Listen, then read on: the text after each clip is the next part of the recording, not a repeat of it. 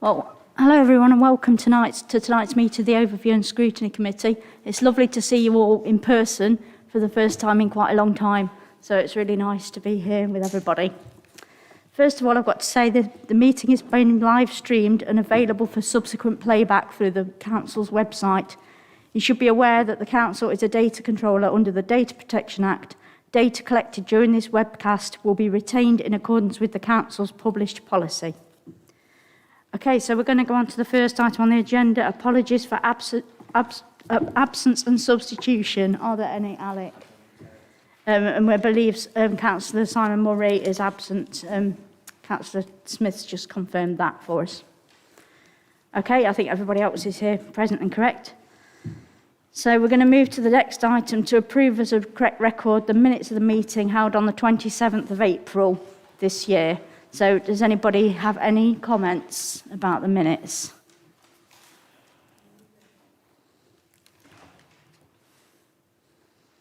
No? Is that all okay with everybody? Move it, yeah. Yep. All approved? Great. Okay, thanks very much. Minutes approved. Okay, so item 3 is declarations of interest. Are there any declarations of interest today that anybody would like to share? Nobody's indicating. Okay, so now we're going to move on to item 4, programme of portfolio holder attendance. And today we've got Councillor John Clark and Councillor Michael Payne here to talk to us about their portfolios and also answer a couple of questions that are already in the pack and any questions we have afterwards. So I will invite them to speak first of all to give us a brief overview of your, what's happening in your portfolios, and also to address the questions that were already mentioned in the papers. So if you'd like to take it away. Brilliant. Thank you very much, Chair, and thanks to the committee for inviting us this evening. I thought if I'd start, Chair, with the 2 questions that have been tabled on the agenda tonight that I think specifically relate to my portfolio, but the leader may want to comment on them as well, obviously, in terms of having a wider view of the issues. So the first question relates to the internal audit report on commercialisation, which has been aired publicly at the Audit Committee, I think, last week, where there was significant discussion. The question, as I read it here, Chair, is what can you tell us about action that has been taken or will be taken to address the shortcomings identified with the business case building process? For anybody on the committee who has read the full internal audit report, you'll see that there were a series of recommendations made by the internal auditors in the report, and they have all been accepted by the senior leadership team and will be actioned. Alice Davey is here as a corporate director, and she may want to add something further when I've finished to the specific detail of that. But in essence, the recommendations from the internal auditors reference basically issues around building of the business case, market research. I think the point I just make here on the record, Chair, to the committee is that there's obviously a response from management in the internal audit report about the marketing manager being on maternity leave, etc., when the services were first starting.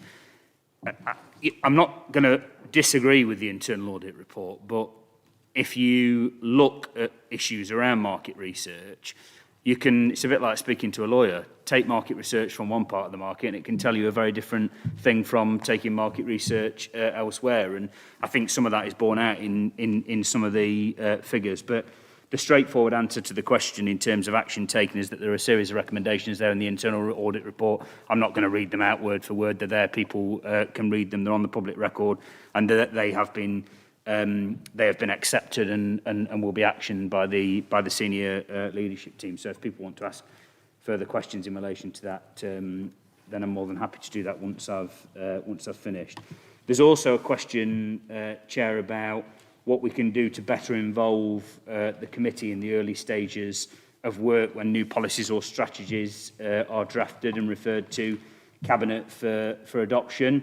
I know there's some work ongoing at the moment with the Chief Executive and Democratic Services, and Alec Double is here tonight. He may want to comment on this about trying to get further line of sight on the forward programme for Cabinet about decisions that are going to be taken. That obviously is a public document that's published in every set of Cabinet papers and will give an opportunity for people to ask questions, maybe bring an issue here way before it's coming forward to Cabinet, maybe have a specific working group around some of those issues, as I know you have done in the past, Chair, on flooding and other associated issues, obesity and other issues that this committee has dealt with. And, you know, I think it's fair to say, I don't want to speak for the leader here and for the rest of Cabinet, but I think my view would be if Overview and Scrutiny Committee and yourself, Chair, through you, have got suggestions about how you can be more involved in policy development, you know, John and I would be very, very open to that, and I'm sure the Cabinet would be as well. So I think this is a two-way conversation, really.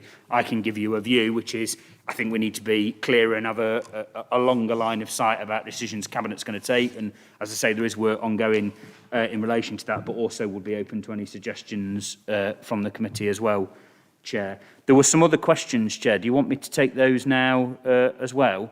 There were some other questions in relation to climate change and also some questions in relation to business grants. Yes, please. Yeah? Okay, so there were two other questions that touch on items in my portfolio. One was, following the full council declaring a climate emergency, what progress has been made on a climate action plan for Gedling Borough Council, and will it go for consultation, and when do you expect that it will be ready for comment? So the response to that question is that the carbon baseline assessment and associated draft action plan has been completed using the 2019-2020 full year of data for this purpose. As people in this committee will be aware, because they sat in full council, additional funding has been allocated for a climate change officer post, something I'm very proud of that this administration has put in place. That person will be in post shortly and work in partnership with external bodies and departments to deliver the programme of work in the plan. The plan arising from that will be embedded into the Council's climate change strategy. Progress is being made on the strategy and an actionable action plan, which for me is the critical thing. It's all very well having warm words in a strategy. We actually need an action plan about what we're going to be doing. It's being prepared for further consultation. This is being worked upon at present by officers, and there have been conversations just this week about it. We're aiming to have the carbon action plan done by the 18th of July for consultation, and the draft strategy document, which is the overarching document, to be ready by September and October, to which the action plan will be added, and there'll be ample opportunity for members to comment on that, and I see no reason why there shouldn't be interaction with the public in relation to that plan as well. So there may be further questions in relation to that as well, Chair. And then there was a question around, which will be of interest to everybody, could the Deputy Leader give us an update on COVID business grants, restart grants and additional restrictions grants? And there's some specific sub-questions. How many applications have been received? What's the average time it has taken for the Council to process and pay them out? How much has been paid out? And how many applications are outstanding? So if you just bear with me, Chair, this is quite a complex area. I'll slowly walk through the issue. So in specific response to how many applications have been received, if I break that down in terms of restart grants, 736, additional restrictions grants, 2,214. Question 2, what's the average time it's taken for the Council to process and pay them out? In terms of restart grants, 25.4 days, and in terms of the additional restrictions grants, 19.4 days. How much has been paid out? In terms of restart grants, £3,462,042, and in terms of additional restrictions grants, £3,405,196. How many applications are outstanding? In relation to restart grants, 48, and in relation to additional restriction grants, there are nil. Just provide some wider context, Chair, in relation to the question that's asked. This answers provided to the questions above only relate to the additional restrictions grants and the restart grants. And it's really important to stress that the average number of days to process grants is quite difficult to provide, as this was not measured in the data collection exercises as prescribed by government. In order to obtain this figure, we as a council have taken a sample of 10 cases for each grant and measured the number of days between application receipt and payment. We have then used this data to provide a mean average for the purposes of this committee and the question asked, but it is not considered to be accurate and should be used as a guideline only. Providing accurate data would be onerous and was not possible in the time provided. There is also a failing in this methodology, as receipt of an application does not necessarily mean that it is a completed and accurate application. So what that means there, Chair, is that somebody could have submitted a half-completed application, somebody submitted an application without the requisite evidence that was required by the government. I will just state on the record that the government was very restrictive and prescriptive, I think, sometimes unduly so in relation to a number of the different grant schemes throughout the pandemic, at a time where officers were also being asked to respond to the worst public health crisis this country's seen since the Second World War. Also, as a comparison to the RHL and the SBRR grants, which had far fewer prepayment requirements and a less complicated application process, the same figure would probably reduce down to a few days. The additional restrictions grant is usually more complex than simply receiving an application. People will know this because I know there were councillors who followed up on behalf of businesses, and then making payment. Owing to the discretionary nature of this grant, there is usually further contact with the claimant required to satisfy the eligibility criteria, which I referred to earlier from the government, prior to payment. And actually, there were a number of streams where I, as the portfolio holder, asked officers to go back again to businesses that hadn't given the adequate evidence, because I didn't feel it was right that they should miss out because they hadn't given the evidence. So essentially, we gave them a second bite of the cherry to make sure that we were supporting businesses at a difficult time. When the government initially provided the additional restrictions funding and guidance on how to spend it, a date of the 31st of March 2022 was stipulated as the time by which the council should spend the funding. The council initially opted to hold back some of the grant funding for future spend in potentially different ways after the social restrictions had eased, and potentially to assist in business recovery. Brackets, the restart grant was not known about at that time. So what we were trying to do here, Chair, is think about what was coming around the corner, just as the government were doing, and we weren't aware of what was going to be coming down the line in terms of the different schemes that were announced. So we were making sure that we were holding a small element of the funding back to cover ourselves did the pandemic continue. And I think that, well, it was vindicated. It was the right decision because the pandemic continued, I think, longer. We went into more lockdowns than people thought. The government then changed this date to the 30th of June 2021, whilst at the same time adding a requirement to make pre-assurance checks for all new grant payments. And I'll just say on the record now, because I spoke to colleagues around the country, the reason that those pre-assurance checks were added for new grants is that we had a series of businesses around the country that were taking money from the exchequer, from the taxpayer, in a fraudulent fashion, and it then became very difficult for councils working essentially on behalf of the Treasury, the Exchequer, to recuperate that funding. So there were pre-assurance checks put in place. Also, further additional restrictions grant funding was promised, but only to those councils who had spent their full allocation by the date of the 30th of June 2021. In additional restriction grant cases, where the necessary evidence to pay was not received properly, the council gave businesses, as I referred earlier, Chair, a second chance to provide data in order to get the money out to those who really needed it. Also, exceptional cases were considered personally by the portfolio holder in order to reach the widest range of businesses. And I can tell you now on the record, which obviously was not something that we would have been divulging in the pandemic, there were a series of businesses that I pushed and probed back with officers and with government departments about who otherwise would have missed out. Very early on in the pandemic, it became very clear that some automobile repair garages around the borough were falling short of the very prescriptive and restrictive guidelines that were set out by the government. And I pushed back very, very hard, at first against the advice of officers here because of how prescriptive and restrictive the nature was. But it absolutely was the right thing to do. We won that argument. It was seen to be the right thing to do, and other councils actually followed. And it meant that a series of businesses otherwise would have not had any funding were supported as a result of the scrutiny that this administration gave. Just to finish off, Chair, the data requested is a small snapshot of a much larger picture, a much, much larger picture.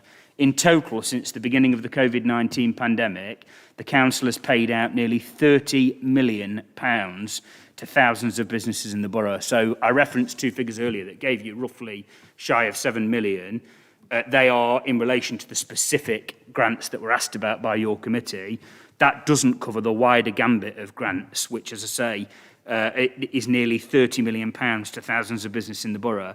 And just pause on this for a moment. Over 25 separate grant schemes were administered by the council. And that was at the same time that the very same department was trying to keep the show on the road in terms of the council's funding, when we were the worst affected council in the country in terms of funding. This was Alison's department.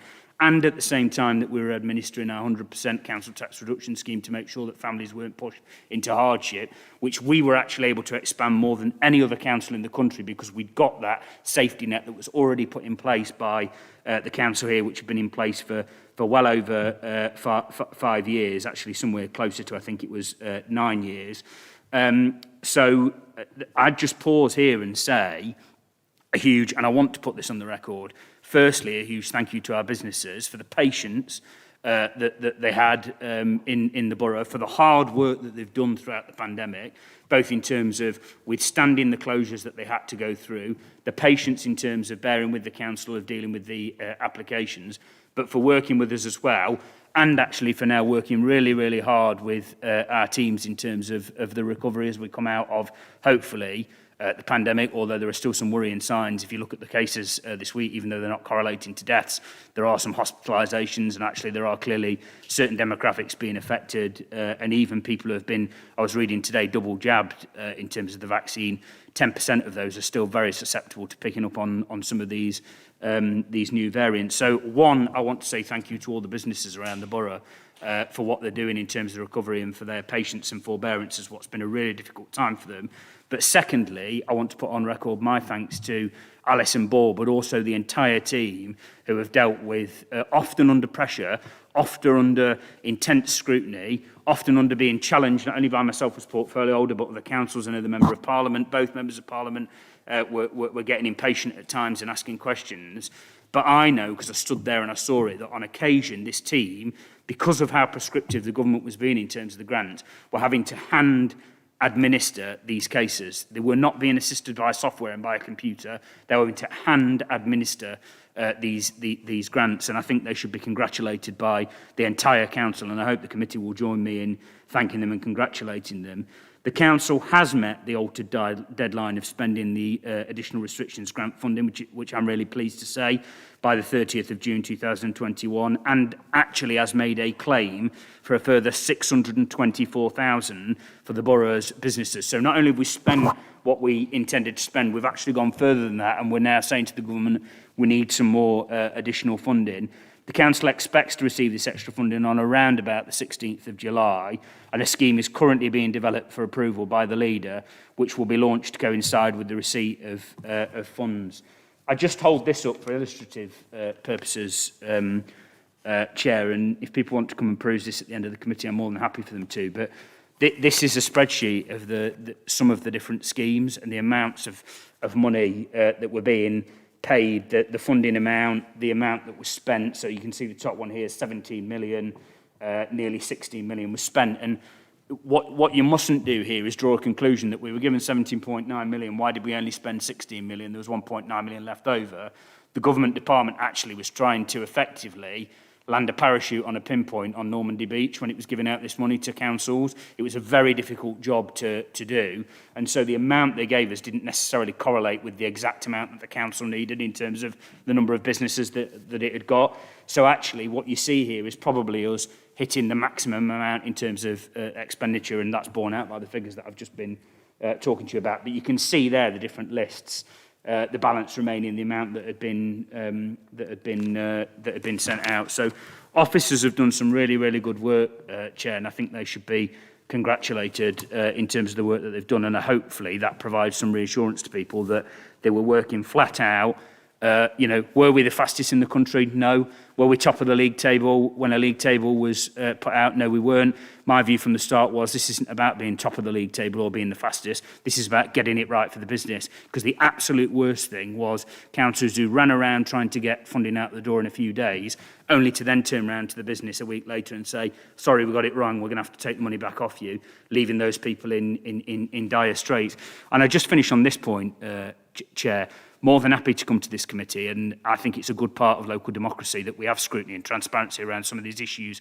I just do wish that the central government would have the same scrutiny around some of its own funding, because whenever I've asked questions about why we didn't get money from the Towns Fund and why we didn't get money from other sorts of funds where ministers hand-picked constituencies, often unmarginal constituencies to support the Member of Parliament in advance of an election, the information hasn't been forthcoming. And I think if there was the same level of transparency and scrutiny at central government that we see at local government in terms of the figures that we were sharing with you, then communities would be a better place. And we're still waiting at Gedling Borough Council for answers around some of those questions about why we didn't receive funding when ministers were hand-picking towns. And I'm not talking about funding here where we put an application in and where they said that the application wasn't fit for purpose. I'm talking about funds where ministers hand-picked constituencies and towns and overlooked Gedling. And residents in my ward in Red Hill and in the surrounding area in Arnold still want those questions answered. Why were we overlooked when other areas were receiving that funding? So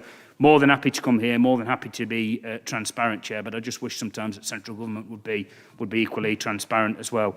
I'm not going to say a lot more about the portfolio, Chair, because I've covered quite a lot of ground, I think, in terms of the questions, and I know you've got a busy agenda tonight. I don't know whether the leader wants to add anything in terms of the response in the pandemic, because he did approve the schemes in terms of the business grants. And as I say, Alice Davey may want to provide some more information in relation to the internal audit report. But to be honest, I think I've given you the information that you've requested. John? Yeah. Thanks, Chairman. Thanks. Chair just wants to, sorry, Chair. It's all right. I just want to say thanks very much for that, Michael, and I absolutely echo your thanks to all the officers and the very hard work they've obviously put in getting all these complicated grants out to the businesses in the borough. So we're going to take a brief question from Councillor Barnes. Well, it's not actually a question, actually. It's that we haven't John. had an amount of money, we haven't had much money from the government anyway. And other councils have had a lot of money, which is disgusting. And I think we've done really well. And I had a hairdressers thank me so much for Gedling Brewer's help, because she didn't know what to do. She said this pandemic could cost her an awful lot of money. So I told her to get in touch with John Clark and Gedling Borough Council, and she thanks you so much. She said it was very, very welcome, and it's helped her an awful lot. So thank you very much. Okay. Councillor Martin Smith. Thank you, Chair, and just like to thank Councillor Payne for his short answer to a long question, or was it the other way around? Well, actually, we can always rely on a very comprehensive answer, so thank you for that. And also like to echo the thanks to the officers at Gedling Borough Council. Whilst I've only had a limited view of grants being distributed, as Chair of Ravenshead Parish Council, we've been very, very grateful for the grants that we've received from the government, but administered by Gedling, which has been very, very efficient, and it's certainly kept us afloat in a very difficult 12-month period. But also the businesses I have dealt with very briefly, again, are very, very grateful. And on the whole, it's been so efficient. So, yes, please pass on my thanks, and I'm sure everybody else feels exactly the same way. Chair, if I may, just on that specific point, thank you, Councillor Smith, I appreciate it. And I did take some time to respond to the answer, but it's quite a complicated area, and I think it's important. I think it's really important people know what was happening and exactly what money was spent. And just to touch on Councillor Smith's point at the end there about Ravenshead Parish Council and the other parish councils, the leader and I took a very deliberate decision, again, running against the grain of where other people were elsewhere in the country, and actually there were early conversations I had with Councillor Barnfather about this, that we would effectively, if you like, sidestep some of the very restrictive guidance to ensure that people like Ravenshead Parish Council, there were a number of other organisations as well, were supported in the broadest possible sense. And I think that was the right thing to do. Ravenshead clearly does provide services that are relied on, that may have not been operating in the ordinary sense throughout that pandemic in terms of its leisure facilities, etc. But the parish council clearly was playing a really important role in the community in terms of supporting people. And I know, Councillor Smith, you were personally involved in that. So that was a very deliberate decision taken by myself and the leader, supported by the Chief Executive. As I said, there were early conversations with Councillor Barnfather about that, and I think it was absolutely the right thing to do. And frankly, our view was if we were challenged or questioned by government ministers about it, we would have answered back that we thought it was the right thing to do, and we would have given our justification about why it was the right thing to do. And as it happens, I think a number of the councils actually followed suit afterwards. So I'm pleased to hear that feedback, and I will certainly share your feedback to officers about their hard work. Councillor Smith. Okay, Councillor Clark, would you like to? Yeah, just, I mean, thank Michael for the comprehensive reply, because it's all, it is all on finance, but also probably echoing, so I'm making the hat-trick now, is that the thanks to officers. And for one who's been in this council from day one of the lockdown, and most of those days, what I've seen in this council is incredible, because somebody can stand up in Parliament and they can say we're going to give this amount of money, that amount of money, and then they throw it at you, and then you've got to sort it out. And they've done an absolutely exceptional job, there's no doubt in that, to decipher who gets it, who correctly gets it, and who doesn't get it. In fact, we've still got the scars of some people who didn't get it, and some now jumping around all over the place, along with not so much, there's 3 million people, I think, across the country, if I'm correct, that have not got anything. So that's people in the entertainment industry and things like that. They've not been able to get a penny. But it's been it's been a good effort by whoever's at the top, from the Prime Minister down, to try and get this money out. But I do hope that the recognition is given to the officers that have had to deal with it. Because you put, I don't know what, Alice, you might know this, the Delta returns, which are saying every Friday, or it used to be every fortnight, I think it's gone to every month now, we have to return who's got paid. These, they're scrutinised as well, so we have to be absolutely correcting what we've done. But one of the biggest things, and Michael touched on it, is the fact that we've not given it, we're not knowingly given it, to something that's a bit dodgy, because some of the councils went in, I think it was new it went in, and dished money out all over the place, and then I'd start trying reclaiming some stuff back. And in other areas, other councils have done the same. And organised crime was then identified. They were working these patches, just like they do with the scams and the other things that come in, these cyber attacks and everything else. Somebody's in there, somebody's finding a way, and they were extracting money out. I don't think, and I can't, hand on heart, I can say I don't think, but they may have got some through the door here. But I think in general, through that little bit of delay, and we did get some criticism from some areas, but I think that little bit of delay, that due diligence has paid off, which has given more money to, to be spread about.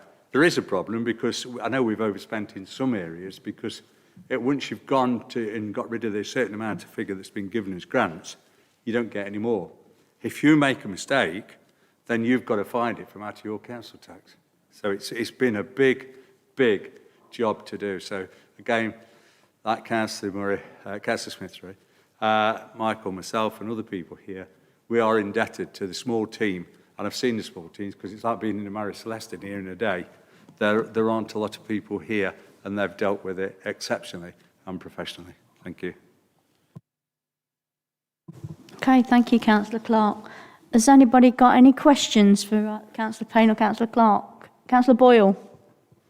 Thanks very much, Chair. And yeah, I'll put on record my thanks also to the team dealing with grants and so on for the recovery fund, because the small businesses that I've actually spoken to during the course of the last year and a half or perhaps slightly longer, it's been a long, hard road, but they've recognised that when they've come to this council, they've got a response, and they've got a reasoned response in a reasonable time frame.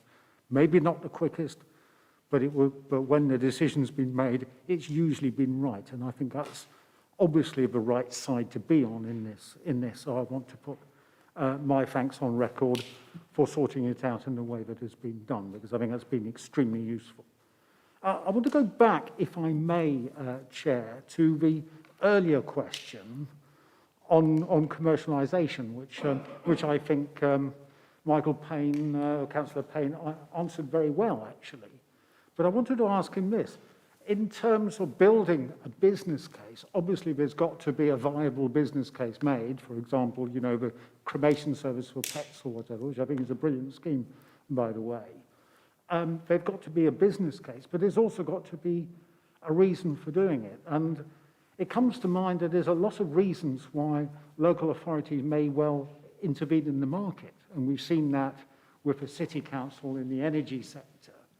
Was it not the right thing to do to advance a business case to try and protect people from the ravages of a market which is largely unregulated and therefore was damaging the wealth and well-being of our residents? That is primarily our job, is to protect residents and to advance their well-being. And if there is a commercial argument to be made, there's also a social argument to be made. And it seems to me that these things ought to work together. And I wondered whether the Deputy Leader could comment on that and whether that's part of the way that these things are looked at. Yeah, thanks, Councillor Boyle. I think you make a really good point in the question. I think it was Joseph Chamberlain who was a reformist mayor of Birmingham. And I don't think anybody could describe him as a sort of left-wing militant. I think he was more aligned to what would be the modern Conservative Party now than anything else. I think he said, I'm paraphrasing him here, that when he stood down to be the mayor and eventually joined part of the national cabinet and government, that he was leaving the best job in the world, where he could have the most influence on people's lives, to go and join the second best job in the world. And the point he was making is, when he was mayor of Birmingham, he'd control over public water, he'd control over gas, he'd control over electricity, he'd control over the police force, he'd control over transport. He genuinely had power in his hands to shape the lives of people in his area. Now, you can call that what you want to call it: municipal socialism, municipalism, strong local government. You know, if you go over in Germany, you know, they've got very, very strong local government. And I think, in response to your question, Michael, I staunchly believe, you know, we can debate until the cows come home about whether it was right for the City Council to do what they did in terms of Robert Hood Energy. And clearly there was a financial consequence to some of the decisions that were taken. I'm not an expert on that. I'm not a City Council, so I'm not going to give a running commentary on it. I think the central point I'd make back to you, though, is, yes, business cases are really, really important. Value for money is really, really important when you're spending the taxpayers' pound and penny. But I think what's also really important in response to your question is social value and the role that local government can play in terms of changing people's lives. And I think sometimes local government has to take risks in the same way that central government takes risks. And, you know, if you want a good example of that, there were people probably would have argued that a borough council shouldn't be intervening in the market in terms of, in the economic market, in terms of actually getting hold of a private sector piece of infrastructure like Arnold Market. I would have said, no, absolutely, it's the right thing to do on many levels. One, it's a piece of infrastructure that sits right at the heart of the town. Two, it has a really, really important place in the sense of identity in Arnold, both historically but also looking forward. And three, the only way that you radically start to change the economy in our town centres is by the council having some financial muscle and economic clout. And it worked when we intervened in the market in terms of providing 2 hours free parking. Footfall doubled in the ensuing year, and I think it will work in terms of getting hold of the private sector market into public ownership, because it will give us an anchor institution to try and shape the recovery in the town centre. So the answer to your question, Councillor Boyle, is yes. The business case is really, really important, and there's some criticism in the internal audit report about building the business case, and I've said we've taken the recommendations on the chin and we need to improve in terms of that. But also it's absolutely important that we look at the social value and the role that we can play in terms of intervening in the economic market. And the two specific examples that are talked about in the internal audit report, one of them being tree services, one of them being the pet crematorium, I think it's an absolute travesty that people pay through the nose to have to go and cremate a pet, which often is viewed as being a member of the family, which is often just as heart-wrenching as losing a son or a daughter or a mother or a father, where there's a cartel and essentially a monopoly by private industry that is able to charge through the nose. In the same way, may I hasten to add, that we were seeing with children's funerals, with family funerals, and I'm not making a sweeping criticism here of funeral directors, but fees were escalating. And I think there has to be a place for the state nationally or locally sometimes to intervene where those things have got out of hand. And it strikes me that if there isn't a role for local government to play in terms of helping people get good value tree services to cut down trees that often are a nuisance problem or are causing other sorts of issues, and instead they have to turn to the private sector, then what on earth is the point of us being here as councillors and of local government? Because if our only role is to turn up in a council chamber and ask questions about a very narrow set of services, bin collections, play parks, leisure centres, etc., I think people like Joe Chamberlain would be turning in their grave. And indeed, actually, you can take somebody from the other end of the political spectrum. Clement Attlee, everybody remembers him for being a reformist Prime Minister. When he was Mayor of Stepney, after the war, after he'd learnt what he'd seen in the war, one of the first things he did as Mayor was bring in new sanitisation in Stepney, and also bring in new houses for people who had returned from the military, because he realised that they'd gone through trauma in the war and that they needed decent quality homes to live in. So the central response to your question, Michael, which I will always staunchly defend, and I know the leader will always staunchly defend, and this administration will, is yes, a business case is really important. Yes, value for money is really important. Yes, you should ask the tough questions and make sure that you're spending every penny and pound of the public's money well. But there's also a role in terms of social value and intervening in the market. And we need to not lose that argument because of issues around services like, the debate that there's been around Robin Hood Energy, etc. As I say, I wasn't involved in those decisions. It's not for me to give a running commentary, but nor do I think that failings in terms of that decision should mean that we lose the argument about local government having a role in terms of financial clout and actually intervening in the market, because I really do think that local government should have a role in that place. If people can't turn to the local council to help them in terms of holding to account the market and big corporate organisations, then who can they turn to? And you're seeing that in a whole range of spheres at the moment: health services and doctor surgeries, issues where multi-academy trusts are now freewheeling without any accountability to them because the role of local councillors has been stripped back. The police even. Yes, we've got police and crime. Yeah, thanks, Chair. Yeah, the other thing to add to it is, and we can hide behind excuses, but it is early days. It's very early days. 16 or 17 months of those since we started these two ventures. Have been engaged in dealing with something else that was far more important, and I think possibly one or two people took their eye off the ball. There's no doubt in that. When it was sold to us originally, both of these should, and I wouldn't expect a return. And I said to Mike Hill, Chief Executive, I don't expect a return that these will wash its face for 5 to 7 years, but it will do. We'll get in there. I mean, with the place, look how many trees there are in the country. A lot of it's got to go down to managers. Well, fortunately, recently we've just appointed a very good manager who is now going at root and branch. That's rather good for trees, isn't it? Root and branch is going through it to make sure we do that. There's not wasted time. And there is another difficulty. I've used them twice, and I've found them very good. Thankfully not for the pet thing, but for the trees. Exceptional, the way the place was left. And I know they knew it was a house they were coming to, this, that, and the other, but they've been twice and made an excellent job of it. Gone away there, and you'd feel really proud of it. But there's one point on one occasion where they couldn't come because it rained. And now, did we factor that into any of our business plans? I don't know, because they couldn't go up the trees if it was raining. It's far too dangerous, so they had to go. So there would be a loss there. I'm confident that, Chair, that given another year, 18 months, getting away from COVID as well, because some people did not want people on the property, even though they were cutting trees outside. Obviously, they didn't want them there. One thing we hadn't got in this council to fall back on, and we've never had this, and we haven't had the money certainly in our administration, we've got no land bank. We've got very few sort of areas that we actually own, and it's been a mistake. And when I was on here years ago when we were in opposition, I said, why not try and get a land bank?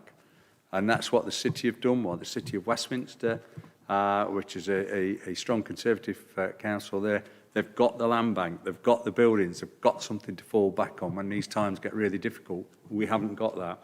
We did insert something on when the centres, the community centres were transferred. We've kept the freeholds.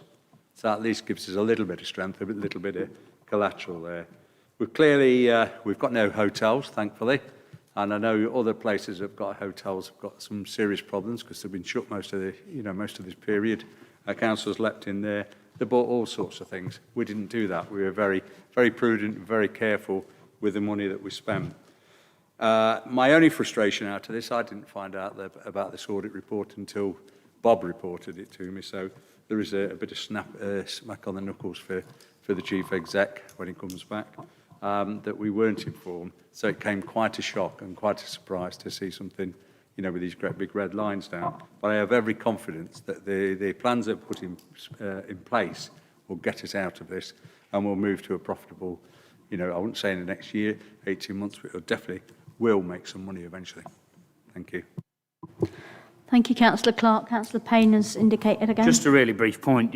I made the point earlier about market research and it being a bit like lawyers. You can go to one lawyer and get one answer and go to another lawyer and ask the same question and get a very different answer.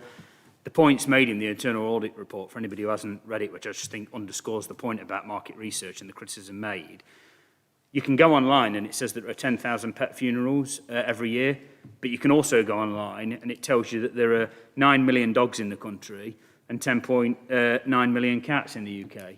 So if you look at the two distinct figures, you've got 10,000 pet funerals, but you've also got nearly 20 million cats and dogs. The figures just don't correlate in terms of, you know, those amount of pets dying, and that's just dogs and cats. So the point made about the internal auditors about market research, there's market research and there's market research.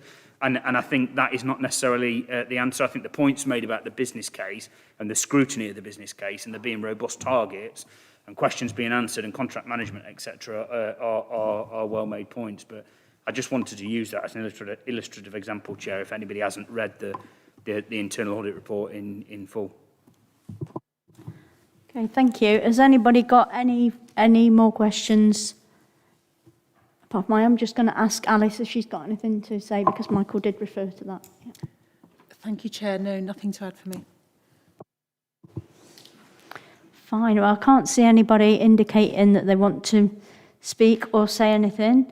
So I think at this point I'd say thank you very much. I can't turn away from the microphone. Thank you very much for attending, Councillor Clark and Councillor Payne. And you're welcome to stay, but you're welcome to leave if you'd like to as well. So thanks very much. Okay, so we're going to move on to the next. Oh, hang on a minute. No, I know what we are going to talk about next. We're going to talk about the next time in scrutiny because you'll see in the papers that we've put forward for Councillor Wheeler to join us at the next scrutiny meeting. However, it's a good place to bring in Alice, who's here with us, because we're going to change things around a little bit so that we can have some involvement in a policy that is coming through during the summer, and we can have some involvement, and that's about the waste policy. And we had a conversation last week with Councillor Feeney as well, as Vice Chair of this committee, about the September meeting, and we will be focusing very much on the waste policy at that meeting. So I just turn to Alice to make some comments about that. Thank you.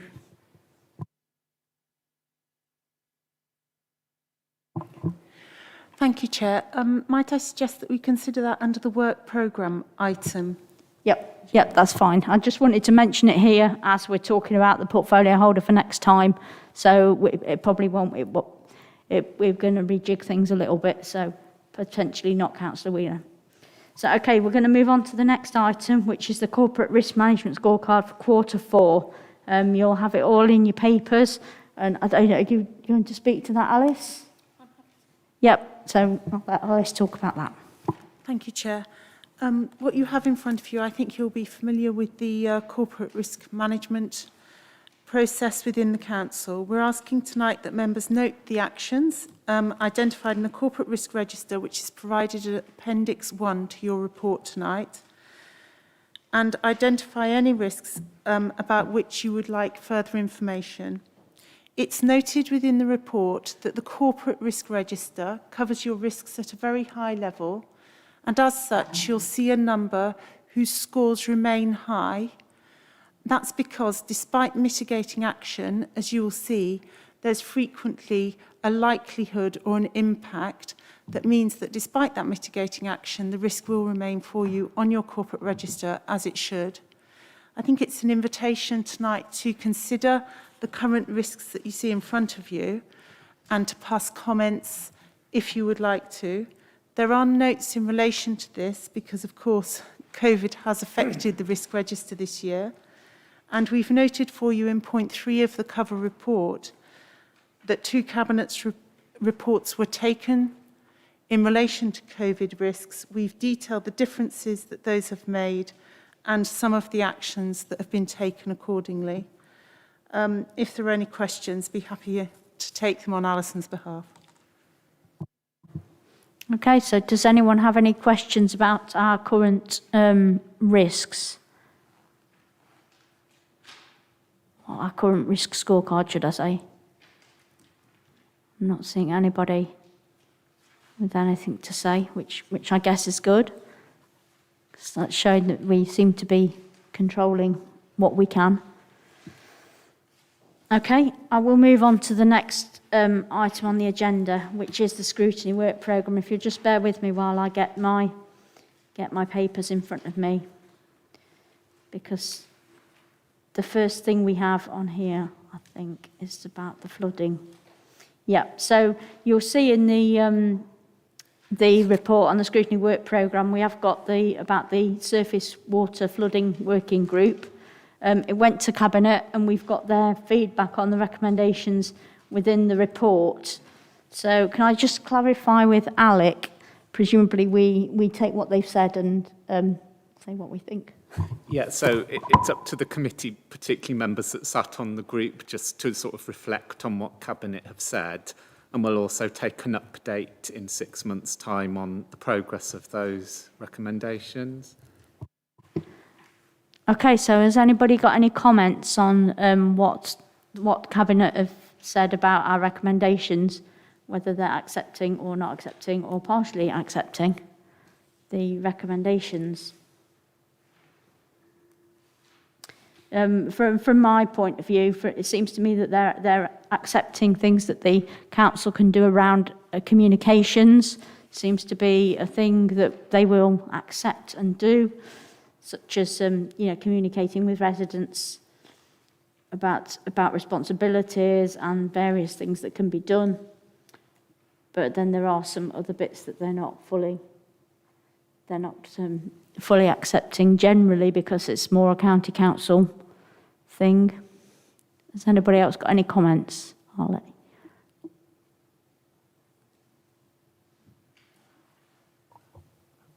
Only in terms of it is pleasing that some of the recommendations have been accepted. It was a worthwhile exercise that we went through, and I think we've achieved something. Yes, I think I'd agree with that, Councillor Smith. Yeah. Anybody else? And we'll just be glad to see what happens in 6 months' time then, because some of these communication things should have happened by then, and we'll see the outcome coming up. Okay, so let me go back to my thing so I can see what order we're looking at things in. Just a minute. So we've also had a response about policy advisors. I think that's been going on for a couple of meetings, and we've got a response. Councillor Smith. Yes, thank you. I'm really pleased to see that eventually we have had a response. It was 6 months ago in the January meeting that this question was asked, and we've asked twice since for a response. It was supposed to be referred to the leader of the council. It's a shame he's actually just left. We could have asked why it took so long, but I do appreciate there has been other things happening over the last few months, which probably were higher up in the list of priorities, but pleased to see that we have got a response. The question was never about doubting the role of the policy advisors. It was really wanting to know how they were used. Just some information, really. So thank you eventually for getting a response to the answer to the question. That's okay. Thanks, Councillor Smith, and thanks to Alec and the people behind the scenes who are helping to get those answers. So we'll also mention in terms of scrutiny work programme, we've got the domestic abuse working group and access to emergency accommodation. The draft report is finalised now for that, and we'll be going to Cabinet at the next opportunity.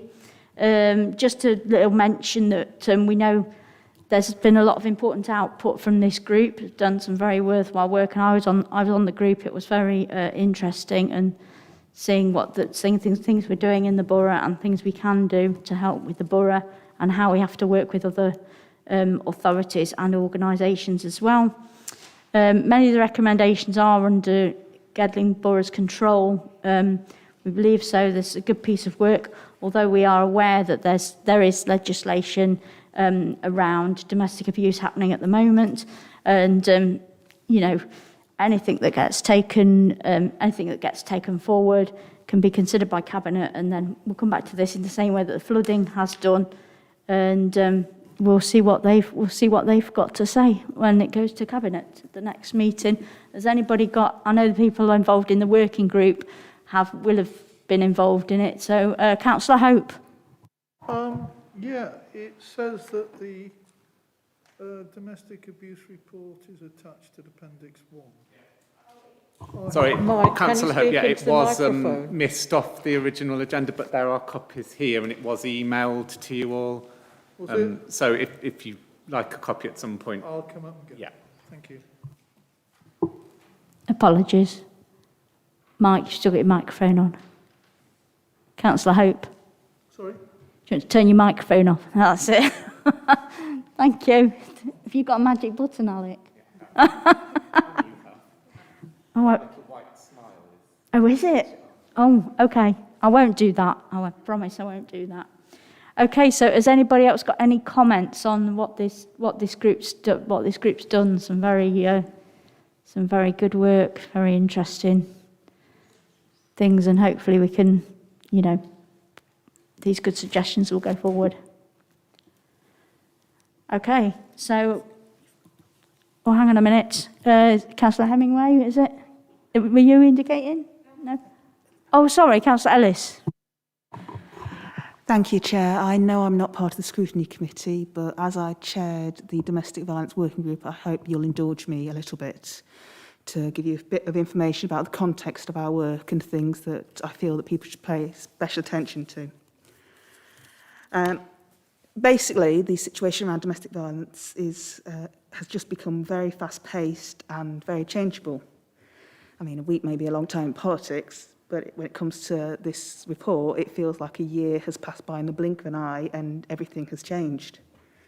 So, basically, after many years' Cinderella service, domestic violence is becoming of more and more political interest and concern. Just this April, a Domestic Abuse Act was passed, which changed a lot of things in the circumstances around domestic violence, including creating a Domestic Abuse Commissioner post, which has responsibility for representing survivors, educating the public, and monitoring and holding statutory agencies to account. As well as creating a new definition of domestic abuse, it's also included some statutory duties on local government, including the duty to provide accommodation-based support to survivors of domestic abuse and children in other safe accommodation, which is something that wasn't in place when we started this report, and hopefully will be something that we will be able to feed into in the future, as it's also brought 1.2 million into the county as a Tier 1 authority, which is mainly responsible for the work around domestic violence and refugees. And we've been very lucky here in Gedling that we are the lead authority in the county really on domestic violence. We've got amazing members of staff, including David Jane, who always takes the lead in bidding for funding on behalf of the County Council. And if it hadn't been for his most recent work, we would have lost 128 bed spaces, or put in human terms, 167 women and 320 children would not have been able to have a bed. So, talking about David's work, we need to pay special attention to the sanctuary scheme. Now, it's brought out in the report, and I hope you'll notice that the average spend on the sanctuary scheme is £800 per property. But if you look at homelessness application cost, which is the other alternative to the sanctuary scheme, is an average of £5,000, and that's not including officer time. By investing in the sanctuary scheme and doing a lot of work on it, we are saving the council money, and also, in human terms, we are enabling survivors to feel safe in their own home. And it lessens the emotional and psychological impact, which is especially strong for children and young people who will have their entire lives uprooted. So we've had to work really hard in such a changeable circumstance to keep on top of the situation. Information we were given at one session may have been completely reversed by the next one. I'd like to thank all the members of the Scrutiny group for being able to keep on top of such a situation. So just now, Councillor Payne mentioned the need to involve scrutiny in policy development. And when it comes to domestic violence, it's a situation where we need to continue to take an overview of the fast-moving and developing situation.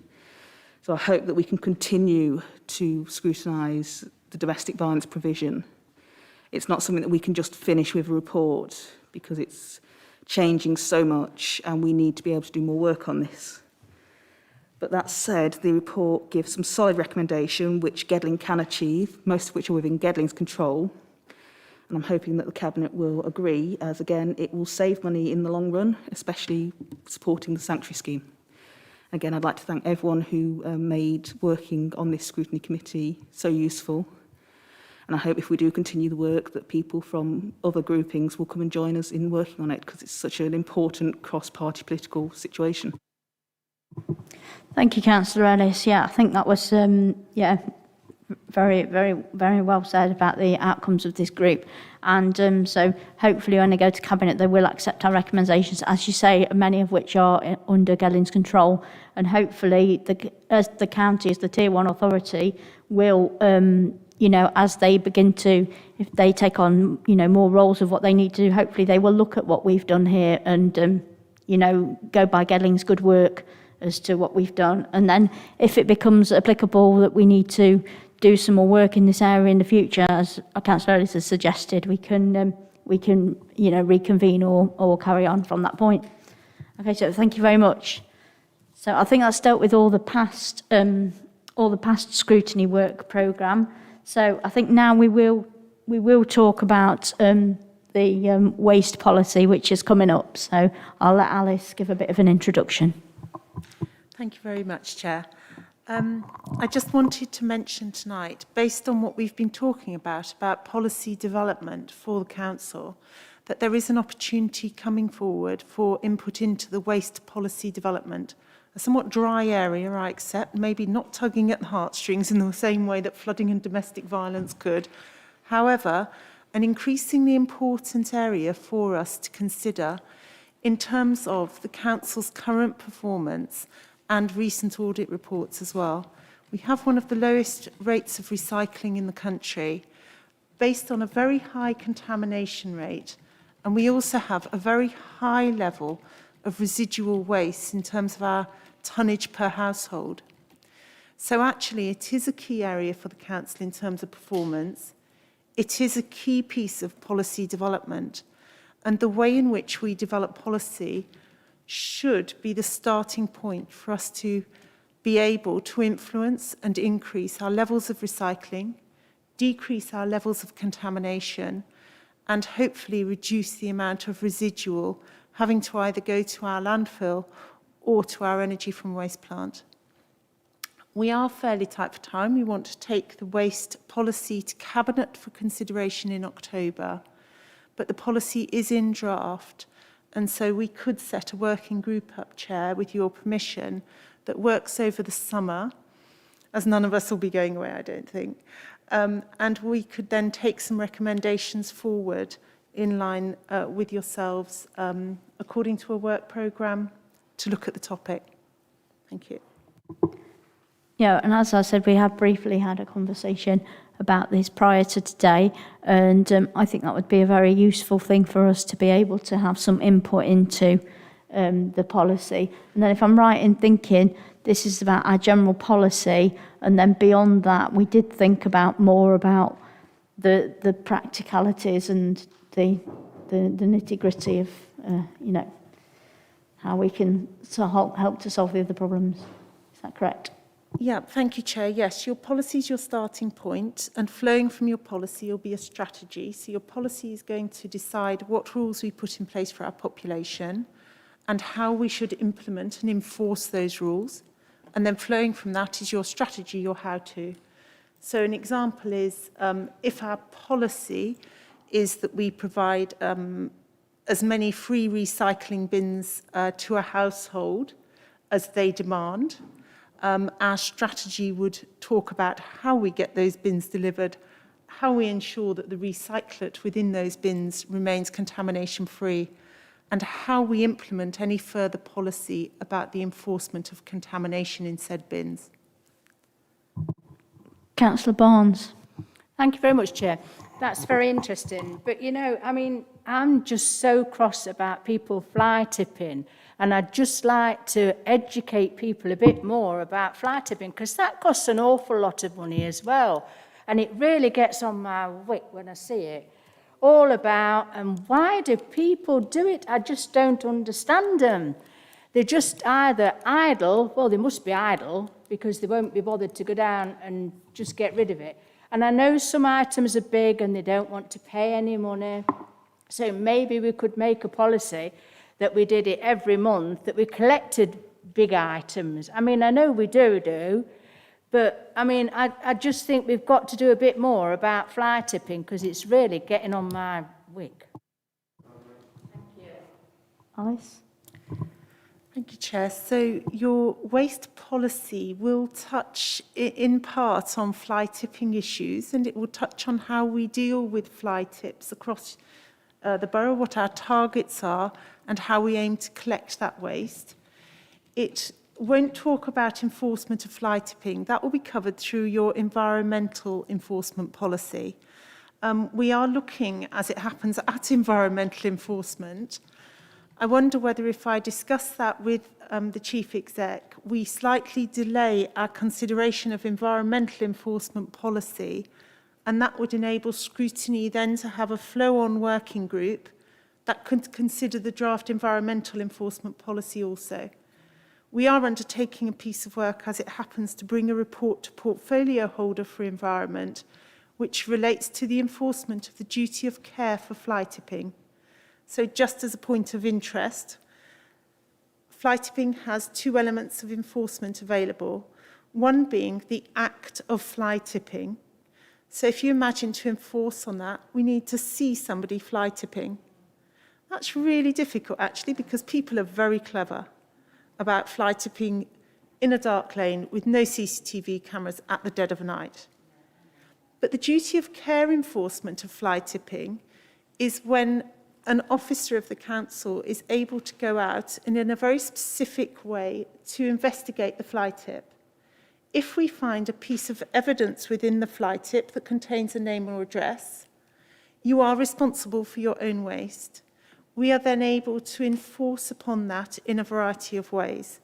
So that duty of care at the moment for Gedling is not set up in legal terms. By taking a report to the portfolio holder, which we'll be doing within the next 8 weeks, we will be able to start to look at a method and a strategy and a how-to for the enforcement on our duty of care. That's when somebody has fly tipped and we look for evidence, we collate that evidence into a folder, and we then enforce according to the report that we take to our portfolio holder. I hope that clarifies. Thank you very much. Thank you. Councillor Wilkinson. Thank you, Chair. Yeah, my sort of question, and something for consideration, I hope, by this working group is around contamination. I mean, clearly there are some things which are obviously contaminants. I mean, we hear of nappies, for example, going into recycling bins quite clearly. But as I understand it, there are a number of plastic items which are not currently recyclable in Gedling recycling bins, but are in other councils. And Tetra Paks, I think, is another example where other councils are able to recycle them, and that's something I hope that we can also look at, and how we can expand our range of recyclable materials. I just got Councillor Feeney as well. You want to? Then you can come back, Alice. Yeah, thank you, Chair. I think obviously waste is the big issue with the council, with any councils. It's a huge financial expenditure, and it's the main thing that people think our main role is to empty the bins. Obviously, we have other roles, but nothing as high profile as the bins. I think we've slipped a lot down in the last few years, with, especially with recycling, and also technology is changing, materials are changing, and we need to bring these up to date in a logical manner every so often. We've looked at this in past years. I think it's a very good one too. I looked at Carlton Hill when people were complaining about the amount of bins, and I found out that only every second lorry of ordinary waste goes to the recycle. Every 50% of the lorries are sent back, which is an appalling situation, and we need to actually address it, and it should be actually at the top of our priorities. Yeah, absolutely. Alice, do you want to comment on that? Thank you, Chair. You must know about my memory. Yes, I absolutely agree. In relation to the key issues around recycling, I think we want to consider the powers available to us now. Although you say that some things are very clearly not recyclable, it is quite remarkable, indeed astounding, as to what people will put in their bin and to my face swear that they think it's recyclable. So I do think there's a large piece of work. I also think we need to do that in the context of our local environment, our contract with Veolia, our relationship with the County Council and the Joint Waste Partnership. And I absolutely agree, our messaging in Gedling is complex, and we need to seek opinion and consider options with a working group and to properly scrutinise how we can make those improvements. I do agree with you, it is challenging with that range of recyclate. The government is currently also consulting about consistency in recycling across the country, and Gedling has input on your behalf into that, and I know that Councillor Clark has also input a response to that consultation through the District Council network. I absolutely agree and endorse what you're saying in relation to technology, a changing environment, materials, our propensity to recycle, and also the clarity that we need to create around that recycling function. And yes, it's our core function, isn't it? Okay, I've got Councillor Creamer and then Councillor Barnes again. Councillor Creamer. Yeah, thank you, Chair. It will just be interesting to find out, we actually say it's contaminated, and it is, but we actually do we know what the contaminants are? Is it because people have actually got mixed with the plastics, or is it quite literally that people put the wrong things in deliberately?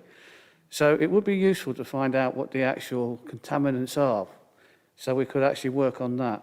And when it actually comes to fly tipping as well, perhaps every year we ought to put a big notice in when we send the council rates out, explaining to people in short that they're responsible for their own waste, and point out that they will be the ones that's fine. And hopefully it'll actually reduce the amount of rogue traders, because it's a lack of knowledge. People aren't deliberately using rogue traders, but if they haven't got the information to check their licence, make sure they're licensed, that's where the problem lies. So if they're aware of it, if we can do a little bit of education, that may help. It won't stop it. Rogue traders will always be there, but it will help. Okay, Councillor Barnes. Thank you very much, Chair. Well, Councillor Creamer has just said, the green bins, I don't think a lot of people, well, I say a lot of people, some people aren't sure quite what to put in. I don't care what you say. I know it says on the lid, and they don't look at the lid. They're not bothered about that. Some people just still could not care less. They're not bothered. They should be told how much it costs when they've got contaminated bins, and then they maybe won't complain about the council tax bill. Yeah, okay, I don't know if Alice wants... Sorry? Yeah. Alice, did you want to say anything? Yes, I think the comments coming forward, thank you, Chair, are already demonstrating a clear need for a working group around this, and I'm very hopeful that a number of you will have your hands in the air when we ask for members to come forward. My plan is that we keep this reasonably short and sharp to a set number of sessions that we agree cooperatively ourselves, and that we also invite somebody to speak to us who's hopefully a high performer, but also who maybe has experience of the range of recycling behaviour. And I can assure you that some people definitely know that they have put half their lawn in the bottom of their recycling bin, that they have put their bottles in. When I'm out on a round and I can't move the bin and I am reasonably chunky, it is a good indication. When I then rattle the bin and it sounds of glass, I'm fairly clear that householder has put a good section at the top so that my arm can't reach to see the clear contaminant at the bottom. Well, thanks very much. I think there does seem to be... Oh, hang on, Councillor Sam Smith. Thank you, Chair. Alice, looking for when CCTV and other preventional methods are introduced at certain hotspots. And I know that I've banged on about Stoke Lane in Stoke Bardolph ever since I was elected in 2019 and before. And the council's response is, well, at least we know where it's happening, and that's a hotspot. And we've, through the work I've worked with officers, we've increased daily checks there. But I can't stress enough how unfair that is on my residents in Stoke Bardolph. To have this fortnightly, if not weekly, occurrence of fly tipping. So I wonder if the draft policy will include triggers where the council will then say, well, it's happened this many times, let's install some CCTV and get some of that cash back and catch them.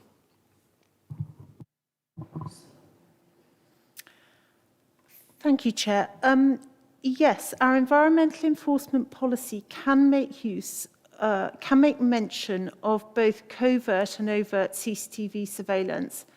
There is a process for the installation of CCTV in those circumstances through the Information Commissioner, and we will need to make sure that, of course, we follow process. The experience on putting overt CCTV and fly tipping is not particularly good.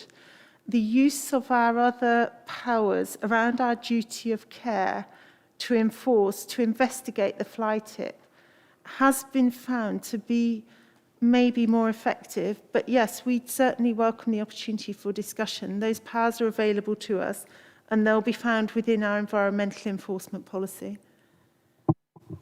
Okay, thanks for that, Alice. Is anybody... Oh, Councillor Hope.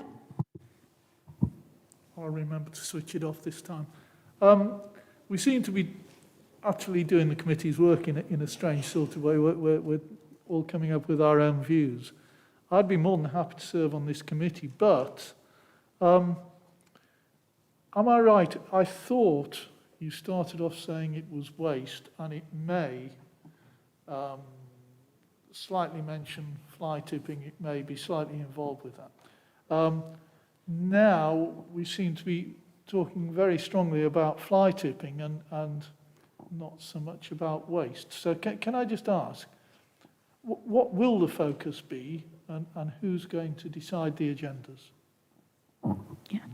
Hi, yes, I would say that, I think the focus is definitely on the waste because the environmental policy is kind of already going to the cabinet, and I think Alice has given some good responses about what can be done in the fly tipping situations. Admittedly, there are issues around that as well, but I think by its very nature, it seems very difficult to crack down on fly tipping, and that might be something we can look at in the future. But I think for this very position now, we're looking at the waste policy and what potential enforcement we could do around waste, and what do we do if somebody keeps putting the wrong thing in their bin, for example, and that type of thing. Am I right, Alice? Sorry, thank you, Chair. Yes, that's exactly it. We want the focus to be on waste. Of course, we'll touch on the fly tipping, as we've said. Absolutely happy for that to be a future focus of another working group.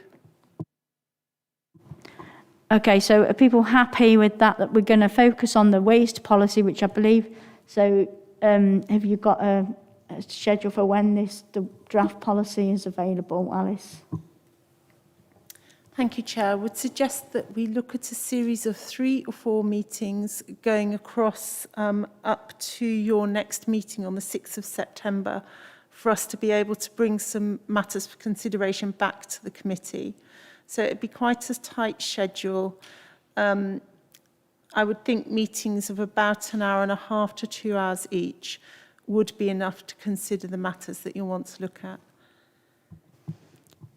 Okay, so do you think our base point would be the draft, it will be the draft waste policy?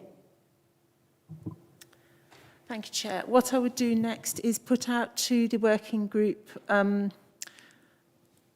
people who would like to attend a proposed set of meetings to reach agreement on the agenda for each meeting to make sure that we're in line.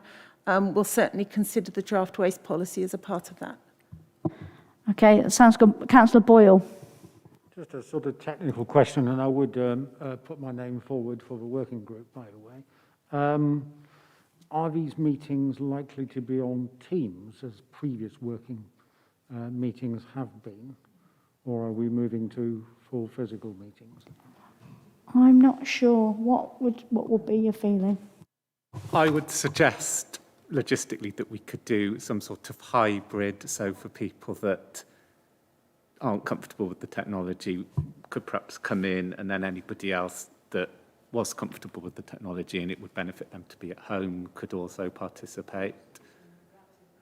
So I think that's a detail we can work out once we've got numbers.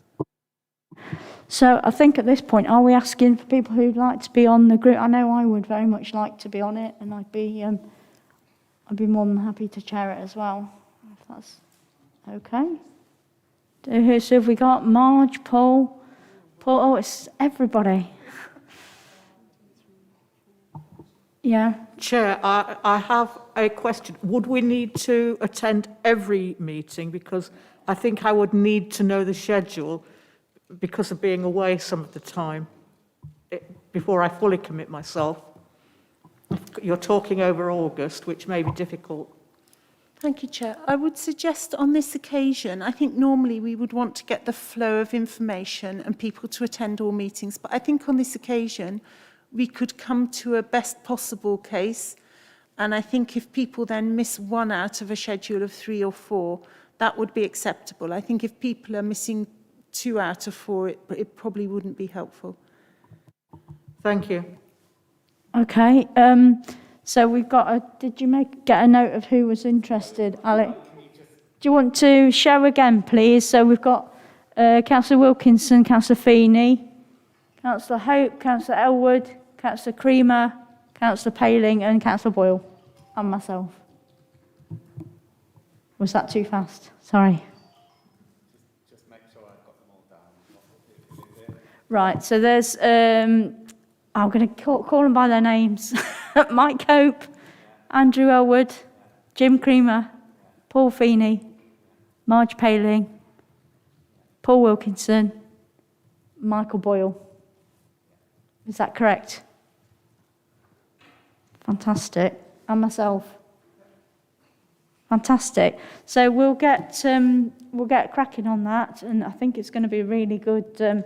It's going to be a really good piece of work, and as you know, several of you have already suggested, it's a massive issue at the moment, and something we really need to get to grips with. Our waste and recycling.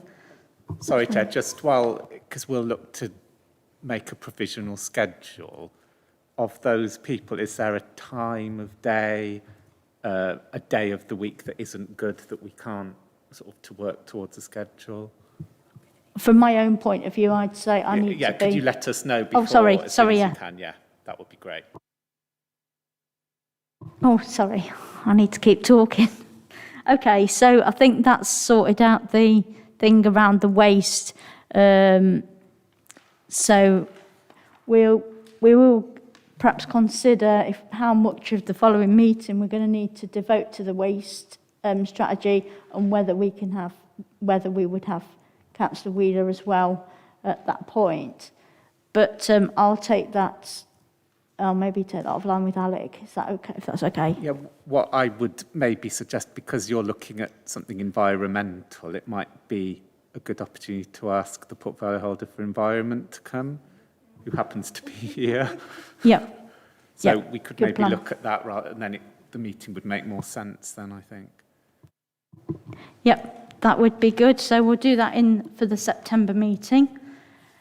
And then, so I'm just flicking through my papers. So you've got the plan of going forward, but obviously, so Councillor Wheeler will potentially change into Councillor Barnes for September. We'll have the quarter four performance to look at next time as well. And then we have got the forward plan of the Cabinet at the end of the document. So I don't know if anybody has spotted anything in there they particularly want us to be looking at going forward.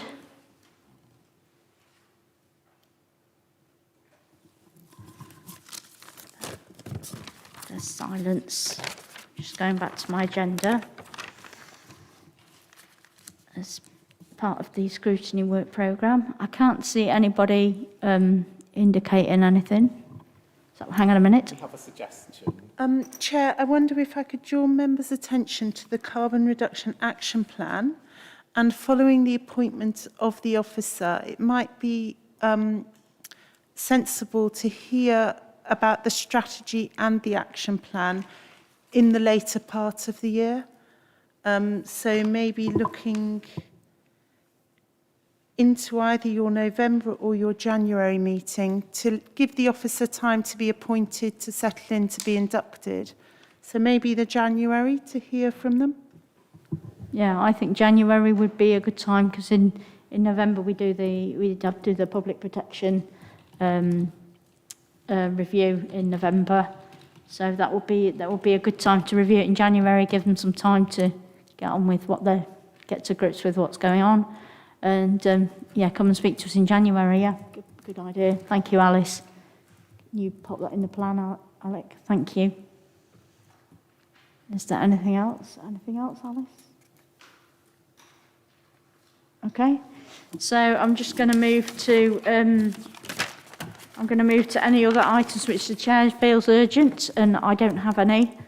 So anybody else got anything? Has anybody else got anything? No, it just remains for me to say thank you very much for coming. Did you want to say something, Councillor Feeney? Yeah, I just think that one issue that we should look in is how many defibrillators are in the borough, where they are, and how access and what training we have. And maybe people could look into maybe having one in their wards if it's field appropriate. Well, that doesn't need a full working group. It just needs somebody to actually draw a map up to see where they actually are. I don't know if there's many in the parish councils, which would be the main area that I expected, because that's the farthest it can go. But I think that should be looking under recent incidents that defibrillators do save people's lives, and I think we should look into that. Yeah, what we can do, Councillor Feeney, is see what we can find out in time for the next meeting. I don't think it needs a full working group. It just needs a little bit of fact finding. Find out where they are, what training we have, what training our staff have, especially leisure centres. I assume all leisure centres have got defibrillators.